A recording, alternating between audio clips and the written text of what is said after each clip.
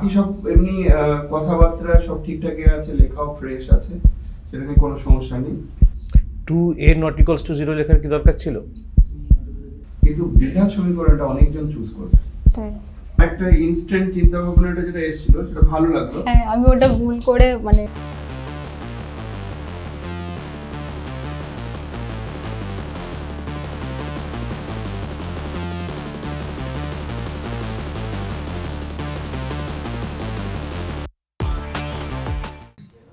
Good afternoon everyone. তো সবাই ভালো আছো তো? হ্যাঁ, আমিও ভালো আছি। আচ্ছা, আগের দিন তোমরা সবাই এসেছিলে?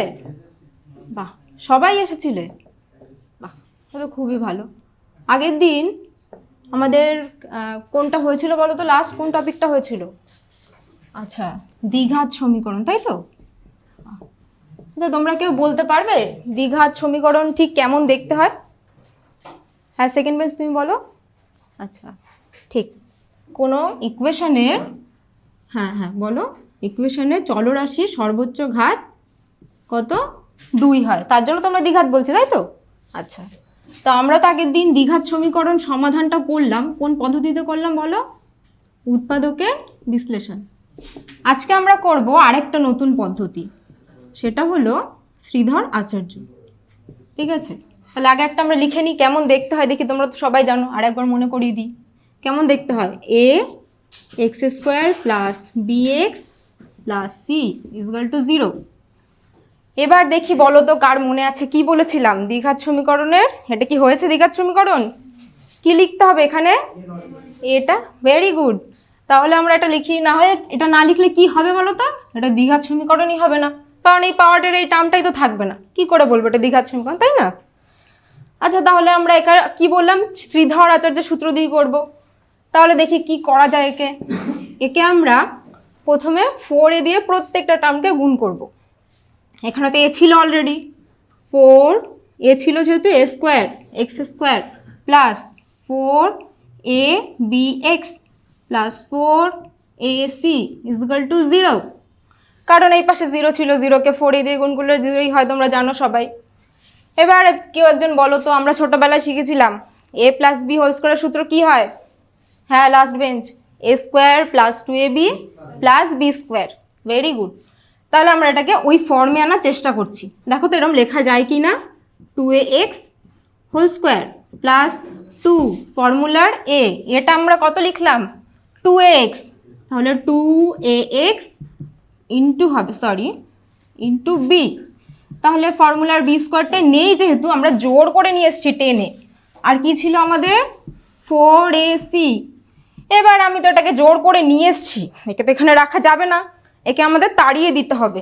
তাহলে আমরা কি করব? ডান দিকে আমরা এটাকে লিখে ব্যালেন্স করে দিলাম। এবার দেখো তো এটা a plus B whole square formula এসছে? হ্যাঁ, plus B whole square equal to কী ছিল? b²। আর এই যে টার্মটা ছিল আমরা এটাকে ডান দিকে নিয়ে গেলাম। এইবার এই যে আমাদের বর্গটা ছিল, আমরা ওটাকে যদি তুলতে চাই, আমরা তো জানি এটা যে যদি বর্গকে আমরা বর্গ তুলে বর্গমূল আকারে লিখি, রুট তো হয়, তার সাথে আমরা দুটো প্লাস মাইনাসে মান পাবো, যেহেতু স্কোয়ার ছিল। তাহলে 2ax প্লাস বি আমরা বর্গটা তুলে দিলাম, তার জন্য কি হবে? ডান দিকে প্লাস মাইনাস রুটের ভিতরে চলে যাবে, এটা b² মাইনাস 4ac। এবার যেহেতু এটা আমাদের টপিকটাই ছিল সমাধান, সমাধান মানে আমরা কি জানি সবাই? এক্স এর মান বের করতে হয়। তাহলে এখানে শুধু এক্স তো একা বসে নেই বাবা, এক্স এর সাথে দেখো কতগুলো লেজুর নিয়ে বসে আছে ওখানে। তাহলে আমরা এগুলোকে আগে পার্ট পার্ট করে আলাদা করে দিই। এক্সকে আমাদের আলাদা রাখতে হবে, মাইনাস বি প্লাস মাইনাস যা ছিল এই পাশে থাকবে, b² মাইনাস 4ac। এবার এখানে এক্সের সাথে আর একটা রয়ে গেছে, চলো একেও তাড়িয়ে দিই। 2a দিয়ে দুই পাশে আমরা ভাগ করে দেবো, b² minus 4ac by 2a। এটা হয়েছে একটা শ্রীধর আচার্যের সূত্র। এখানেও একটা টুইস্ট আছে, কি বলো তো? এইখানে আমরা যেরকম লিখলাম এটা নট ইকুয়াল টু 0, আমাদেরও কিন্তু এটা লিখতে হবে 2aটা সব সময়ের জন্য নট ইকুয়াল টু 0 হবে। কেন বলো তো? কারণ এটা যদি 0 না লিখি, এখানে তো এটা নিচের টার্মটা 0 হবে, আর আমরা কোনো কিছুকে 0 দিয়ে কি ভাগ করতে পারি? 0কে আমরা সব কিছু দিয়ে ভাগ করতে পারি, কিন্তু 0 দিয়ে তো করতে পারবো না, তাই জন্য এটা লিখতেই হবে। এটা হচ্ছে আমাদের শ্রীধর আচার্যের সূত্র। ঠিক আছে, এবার আমরা শুধু সূত্র জানলে তো হবে না, সূত্রের সাহায্যে আমরা একটা উদাহরণ দেখি কি করে আমরা এক্স এর ভ্যালু মানে সমীকরণে এই সূত্রটা আমরা প্রয়োগ করতে পারি। চলো আমরা একটা এক্সাম্পল নিই। X square plus 4x plus 1 বা 4ই নিয়ে নিলাম ইজিক্যাল টু 0। এটা একটা দ্বিঘাত সমীকরণ। ঠিক আছে, এখানে বলো তো তোমরা a ইজিক্যাল টু কত, বলো a ইজিক্যাল টু এটার সাথে এটার কম্পেয়ার করে দেখে বলো a ইজিক্যাল টু 1, তাহলে b ইজিক্যাল টু কত হচ্ছে 4, c ইজিক্যাল টু কত হচ্ছে 4। তাহলে এখানে আমরা x এর ভ্যালুটা এখানে বসিয়ে দিই, কত হচ্ছে x equal to minus B, দেখো ফর্মুলায় ছিল মাইনাস বি, তাহলে মাইনাস বি মানে কত 4 plus minus root over B square মানে 16 মাইনাস 4ac। আচ্ছা এখানে আমি অন্য একটা ভ্যালু নিয়ে নিচ্ছি, এখানে ওটা পরে বলছি, এখানে ধরো 1 নিয়ে নিলাম।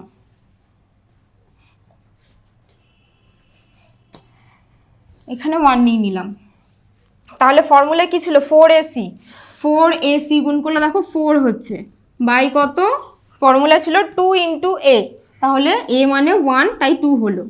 এবার এটা সলিউশন করি দেখি কত আসে আমাদের, প্লাস মাইনাস এটা কত হচ্ছে বলো, কত হচ্ছে বলো, হ্যাঁ ঠিক রুট ওভার 12/2। তাহলে আমাদের এখানে দেখো দুটো আছে, প্লাস মাইনাস দুটো হতেই হবে। যদি কারো দেখো এখানে শুধু প্লাস লিখেছে তাহলে কিন্তু হবে না, আমাদের এখানে প্রথমেই দেখে বুঝে নিতে হবে যেহেতু স্কোয়ার আছে আমরা সবসময়ের জন্য দুটো বীজ পাবোই, তাই আমাদের এখানে প্লাস মাইনাস দিয়ে আসতেই হবে। -4 একটা প্লাসের জন্য আর একটা -4 মাইনাসের জন্য।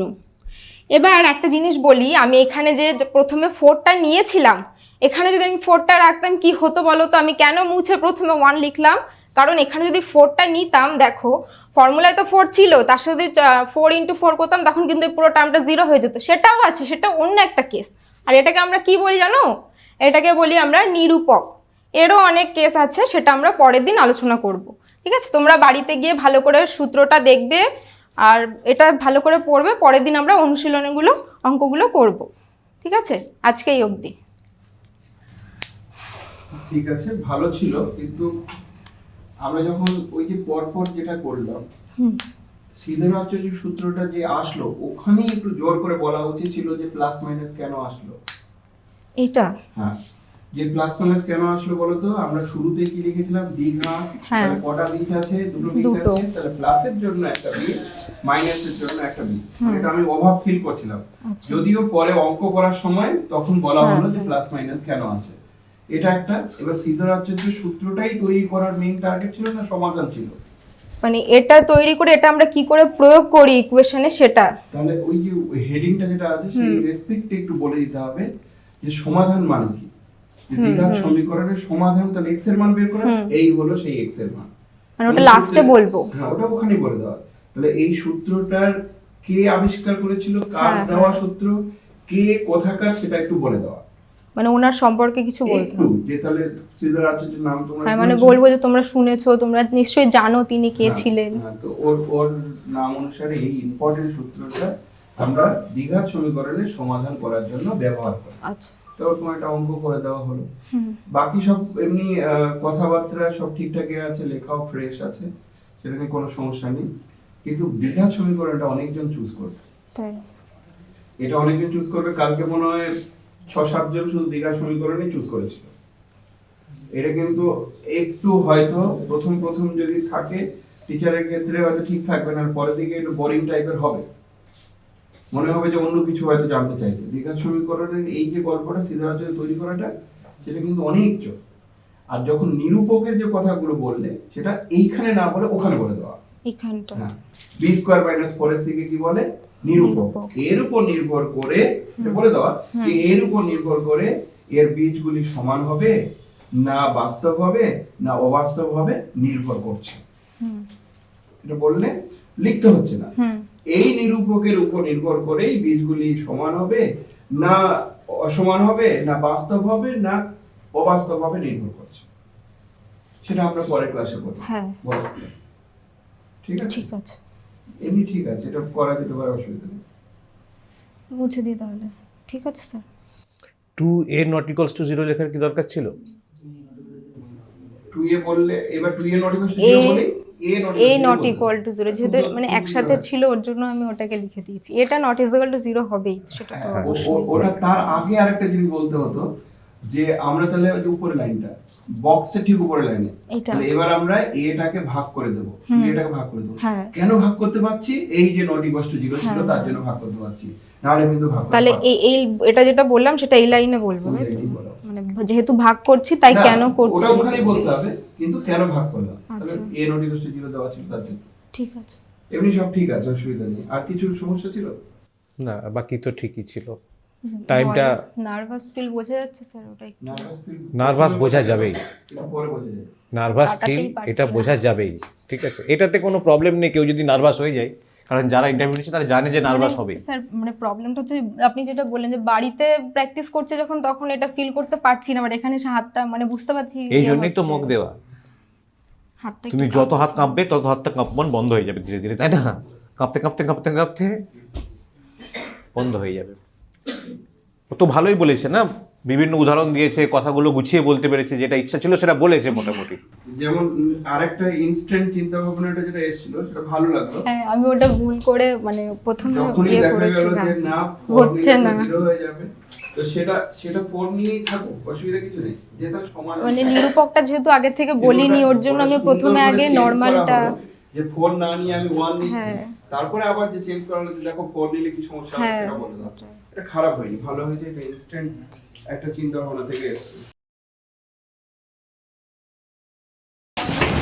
Thank you. কি নাম তোমার? রিম্পা মণ্ডল। তুমি কোয়াড্রেটিক ইকুয়েশন পড়েছো, দ্বিঘাত সমীকরণ। হ্যাঁ স্যার। দ্বিঘাত সমীকরণ কি খুব জরুরি? দ্বিঘাত সমীকরণের বিকল্প কিছু আছে? দ্বিঘাত সমীকরণ না জানলে তো রুট জানা যাবে না, মোট কথা। রুট না জানলে বাস্তব মানে সেটা বাস্তব দ্বিঘাত অস্তিত্ব সমীকরণটা আছে জরুরি কিনা। কেন হয়? মানে বাস্তব সমস্যার সমাধানের জন্যই তো জরুরি হয়। হ্যাঁ অবশ্যই। একটা এক্সাম্পল দাও দেখি, যেখানে একটা দিতে পারো একটা বাস্তব এক্সাম্পল। দ্বিঘাত সমীকরণ। দ্বিঘাত সমীকরণ এখানে লাগবে, মানে এটা দিয়ে আমি একটা ইকুয়েশন ফ্রেমিং করতে পারবো, একটা সমস্যা, যে কোনো সমস্যা। আচ্ছা আমি একটা বলছি। আচ্ছা। একটি স্কুলে যতগুলি নারকেল গাছ ছিল, স্কুলের হেডমাস্টার ঠিক করলেন ঠিক তার থেকে একটি বেশি করে নারকেল পাড়া হবে। হুম। ঠিক, তাতে মোট 132টা নারকেল পাড়া হয়েছে। হুম। এটাকে যদি ইকুয়েশনে ফ্রেমিং করি, ধরে নিই নারকেল গাছ সংখ্যা x আর নারকেল পাড়া হয়েছে x+1 করে, তাহলে x × x+1 that is equals to 132। এটা একটা দ্বিঘাত সমীকরণ তো। হুম।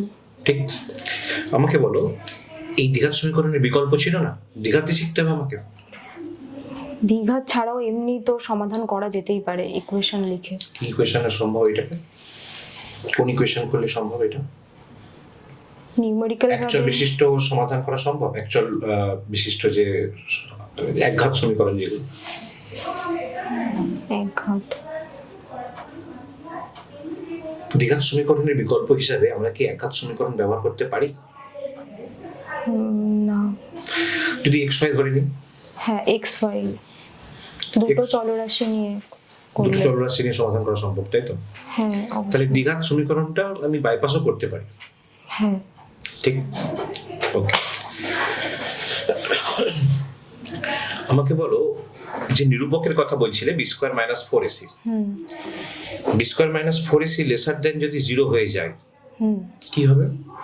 তাহলে ওই সমীকরণটার সমান দুটোই বীজ পাওয়া যাবে, মানে কখনো দুটো অসমান হবে না, দুটো একই বীজ যদি হবে। লেস দেন 0 হয়ে যায়, লেস দেন নিরূপকটা লেস দেন 0 হলে সমান হবে না, তখন ওটা b² কমপ্লেক্স - নাম্বার। 4ac যদি 0 থেকে কম হয় হ্যাঁ তাহলে এটা সমান হবে, না, কমপ্লেক্স নাম্বার চলে আসবে, দুটো আলাদা। কমপ্লেক্স নাম্বার চলে আসবে। এই যে দুটো আনসার আসবে, হ্যাঁ দুটো, সেই দুটো পরস্পরের কি হয়? মানে দুটো দুটো বীজ। বীজ আসবে তো, দুটো বীজ হ্যাঁ। পরস্পরের কি হবে? যদি কমপ্লেক্স নাম্বার চলে এলো, হ্যাঁ দুটো বীজ পরস্পরের কি হবে? কনজুগেট হয়ে যাবে। কনজুগেট হয়ে যাবে, অনুবন্ধী হয়ে যাবে, তাই তো? হ্যাঁ। আচ্ছা আমাকে এটা বলো যে যদি দ্বিঘাত সমীকরণের b² - 4ac টা 0 হয়ে যায়, হুম। তার মানে কটা ওটার বীজ পাওয়া যাবে? দুটোই পাওয়া যাবে, কিন্তু দুটো সমান হবে দুটোর মান সমান হলে দুটো বলা কি উচিত? না, মানে যেহেতু স্কোয়ার মানে দ্বিঘাত সমীকরণ, ওর দুটো তো মান হতেই হবে, মানে দুটো রুট তো আমরা অবশ্যই পাবো, নাহলে তো হবে না। কিন্তু দুটো দুটো রুট যদি আমি বলি যে এক্সাম্পলটা তুমি প্রথমে লিখেছিলে x square plus 4x plus 4 that is equals to 0, এই ইকুয়েশনে তুমি দুটো রুট কোথায় পাবে? মানে দুটোই মানে 4। তুমি তো জোর করে বলছো এটা দুটো, হ্যাঁ মানে x equals to -2 x equals to -2, তাই তো? তো দুটো তো আসেনি তোমার, তাহলে এটাকে তুমি কি বলবে দুটো রুট না একটা রুট? সমান রুট পাবো দুটো, দুটো একই রুট হতে হবে, মানে হবে আর কি। আচ্ছা,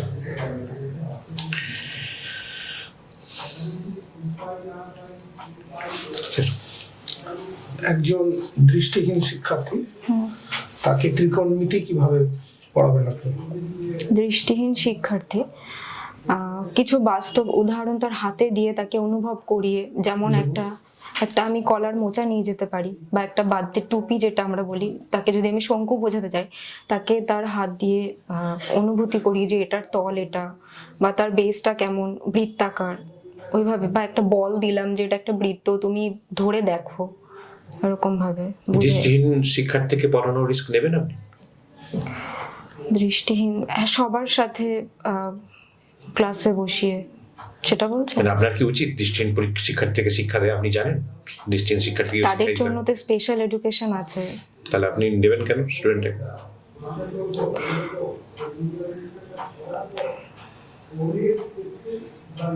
আবার রিজেক্ট করতে পারবেন না স্টুডেন্টকে তো? না, আমি কি করবেন? একজন শিক্ষকের তো উচিত সমস্ত পরিস্থিতিতেই তাকে মানে হ্যান্ডেল করা, আমার উচিত তাকে পড়ানো। তো হয়তো আমি সেক্ষেত্রে কিছু স্পেশাল এডুকেশন নিয়ে তাকে কিভাবে কি কেয়ার করা যায়, সেটা আমার মানে দায়িত্ব, তার জন্য কিছু করা।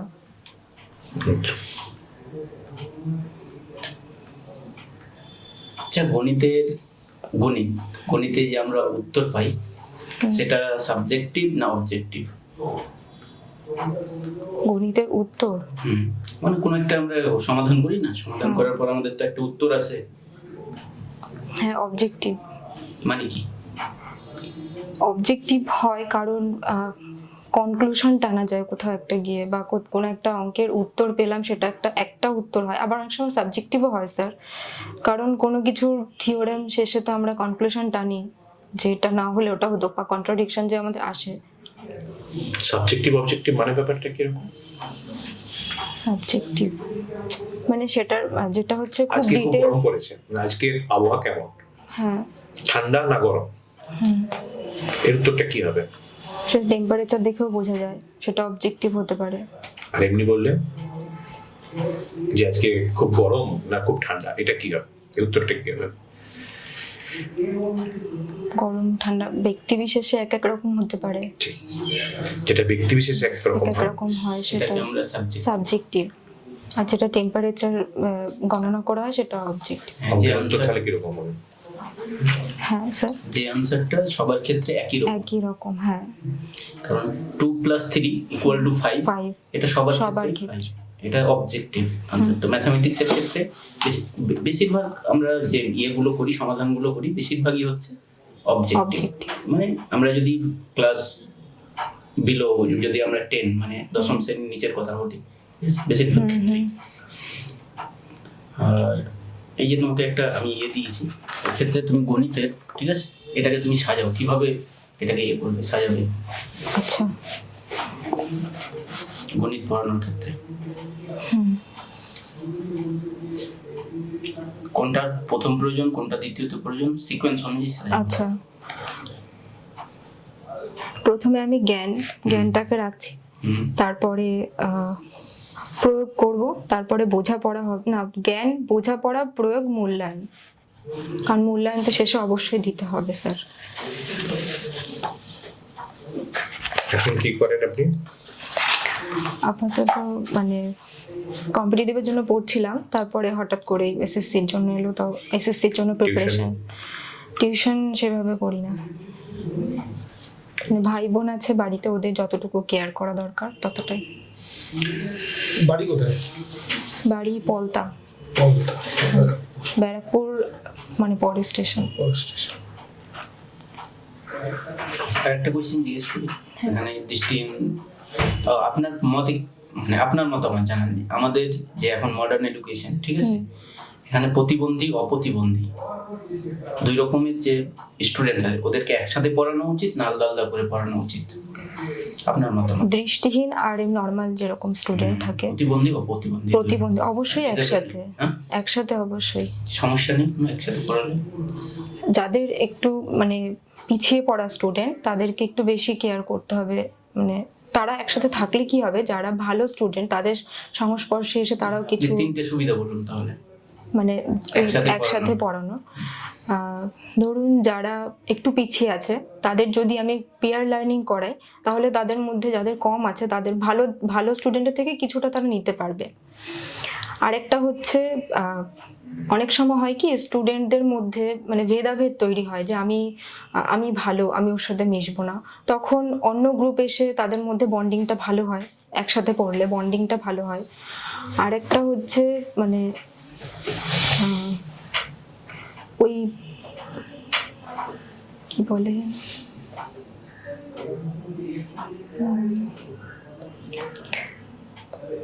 আরেকটা মনে পড়ছে না স্যার এই মুহূর্তে। কোয়াড্রেটিক ইকুয়েশনের দুটো বীজ, একটা আলফা একটা বিটা।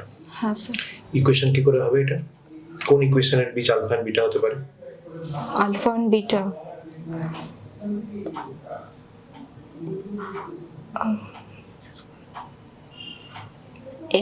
একটা ইকুয়েশন বলবো তাই তো, x square plus alpha x plus beta equals to 0 plus alpha x plus beta equals to 0। X square plus alpha x plus beta equals to 0, এইটার বীজ হবে আলফা এন্ড বিটা। মানে তুমি বলতে চাইছো এই আলফা এন্ড বিটা যদি বীজ হয় তাহলে ও তার আচ্ছা, ইকুয়েশন এটা হবে। বীজের কথা বলছেন, তাহলে বীজটা ইকুয়েশনকে সিদ্ধ করবে, তো বীজ দিয়ে আমার ইকুয়েশন হবে alpha square plus alpha plus মানে হ্যাঁ, গলিয়ে যাচ্ছে স্যার। গুলিয়ে যাচ্ছে। হ্যাঁ মানে ওই বীজ দিয়ে ইকুয়েশনটা সিদ্ধ হবে। আচ্ছা, এরকম একটা জিনিস হয় না, এক্স স্কোয়ার মাইনাস বীজ দ্বয়ের সমষ্টি হ্যাঁ হ্যাঁ, এক্স, ইনটু গুণফল আলফা বিটা। এরকম একটা হয় না? হ্যাঁ হ্যাঁ হ্যাঁ ঠিক। X minus alpha into x minus beta beta equals to 0 হয় না? Zero, হ্যাঁ হ্যাঁ অবশ্যই। হুম 3 নম্বর পয়েন্টটা কি ছিল? হ্যাঁ ওই যে 3 নম্বর পয়েন্টটা মনে করছিলে, সেটা কি ছিল পয়েন্টটা? ও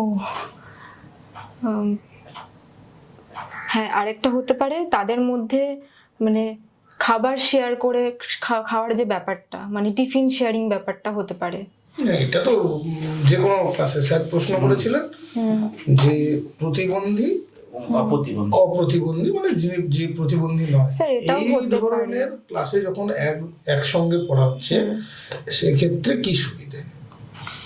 অসুবিধা তো অনেকগুলো আছে। হ্যাঁ অবশ্যই টিফিন শেয়ারিং স্যার এটাও হতে পারে যে মানে ধরুন যারা হুইল চেয়ারে যাতায়াত করছে, মানে যাদের সমস্যা আছে, তাদেরকে কোনো একটা ফ্রেন্ড এসে তাকে তুলে দিল বা একটু এগিয়ে দিল সামনের দিকে, এটা যাতে কি প্রবলেম। মানে কি জন্মালো একটা শিক্ষার্থীর মধ্যে? হ্যাঁ বন্ধু সুলভ আচরণ, যেটা দুজনের মধ্যে, কাদের জন্য? শিক্ষার্থীদের মধ্যে, মানে প্রতিবন্ধী না অপ্রতিবন্ধী? দুজনের মধ্যে। এটা দুজনের মধ্যে না থাকলে তো হবে না স্যার। ঠিক আছে, তোমার ডেমো দেখেছিলাম, ডেমো মোটামুটি ভালোই ছিল, ঠিক আছে। যেগুলো তখন ওখানেই বলে দিয়েছি প্রিসাইজ করা ব্যাপার স্যাপার আছে, ছোটখাটো টেকনিক্যাল প্রবলেম সেগুলো ওখানে বলে দিয়েছি, যেগুলো ঠিক করতে হয়, একটু এটা ঠিক করতে হবে। এখানে আনসার দেওয়ার ক্ষেত্রে ডেমোর যে প্রিপারেশন সেটাতে প্রচুর ঘাটতি রয়ে গেছে, অনেক ঘাটতি রয়ে গেছে। এখান থেকে কিন্তু আরো অনেক কোয়েশ্চেন্স হয়, অনেক কোয়েশ্চেন্স হয়, ঠিক। যখন যেগুলো পড়ছো সেগুলো টোটালটা পড়তে হবে, ঠিক আছে। মানে কোয়াড্রেটিক পড়েছো মানে শুধু কোয়াড্রেটিক না, কোয়াড্রেটিক মানে যত ধরনের ইকুয়েশন একটা 10th লেভেল অবধি আছে মোটামুটি ভাবে সেটা পড়তে হবে। রিলেটেড এখান থেকে তোমার গ্র্যাজুয়েশন লেভেল পর্যন্ত যে ইকুয়েশন সলভিং এর জায়গাগুলো আছে সেগুলো তোমায় কিন্তু মনে রাখতে হবে, যে কোনো মুহূর্তে প্রশ্ন আসবে। নিরূপকের জায়গা থেকে তোমার দু ধরনের হতে পারে, একটা কমপ্লেক্স হয়ে যেতে পারে আর একটা হয়ে যেতে পারে করণী। করণী রিলেটেড হতে দুটো ক্ষেত্রেই কনজুগেট হবে, এদের ক্লিয়ার আইডিয়া থাকতে হবে সহগগুলোর কি পরিবর্তনের জন্য এগুলো পরিবর্তন হয়ে যায় তার ব্যাপারে ক্লিয়ার আইডিয়া রাখতে হবে, ঠিক আছে। যদি এইটাতে যেমনটা চুজ করো, এটা কিন্তু বহু চর্চিত বিষয়, আর বহু চর্চিত বিষয় মানে একই জিনিস যদি বহুজন পড়ায় তাহলে টিচার কিন্তু কোশ্চেনের গ্রেড যেটা সেটাকে বাড়াতে বাড়াতে বাড়াতে বাড়াতে অনেক তুঙ্গে নিয়ে চলে যাবে, ঠিক আছে। তাই তার জন্য তৈরি থাকতে হবে একটু। উত্তর না দিতে পারলে না হোপলেস কাজ করে, হোপলেস হয়ে যায় মানুষ। নার্ভাস লাগছে, হাত Nervous। ফাত ঘেমে যাচ্ছে, হাত ফাত আর একটা জিনিস, উত্তর যখন তুমি দিচ্ছিলে পারছিলে না, উপর দিকে তাকাবে না, আই কন্ট্যাক্টটা রাখবে। স্যারের সাথে। হ্যাঁ, আচ্ছা, মানে এরকম করে ভাবছি উপর দিকে দেখছি, এরকম না করাই বেটার। ঠিক আছে, ঠিক আছে, এসো।